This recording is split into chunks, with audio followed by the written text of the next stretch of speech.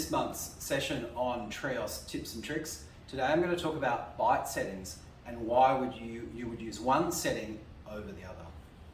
Now I'm going to be talking about bite settings, and I felt it was easier to show you on a larger screen. Now, how do the different bite settings influence a clinical outcome? What is the difference between adjust for intersections and no adjustment? I'll just go to the next screen.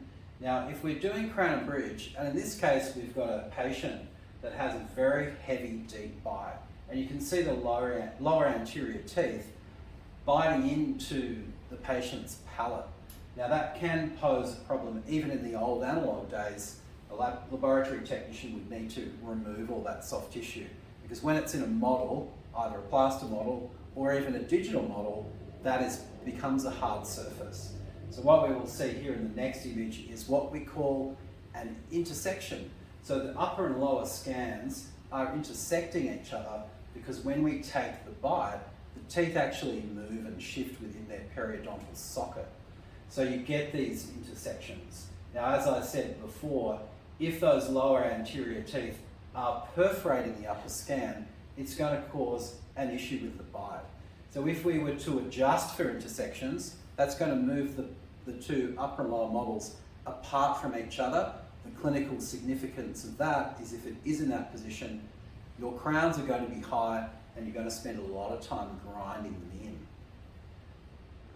The next slide also with that setting, if you don't trim your borders of your scans, that can also impede bringing the upper and lower arches together.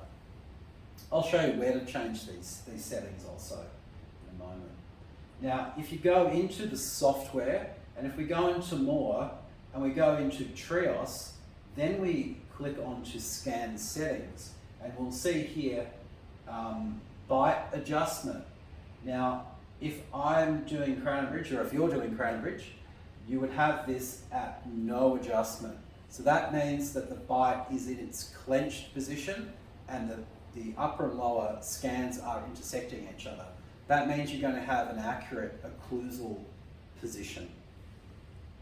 The next thing I wanted to talk about is if we're doing an open bite. So if you're doing a splint, and that could be a Michigan splint, a flat splint, a Coisty programmer, or even a sleep appliance, where we've got an open freeway space, I would recommend to change those settings to adjust for the intersections.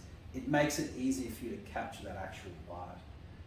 And if we go back to the settings again, it's the same as before. We go to more, we go to Trios, we go to scan settings, and this time for an open bite or a splint case, we would then change it to adjust for intersections. Fairly simple, but just think about what you're trying to achieve. If it's crown and bridge, no adjustment, open bite, adjust for intersections. Thank you again.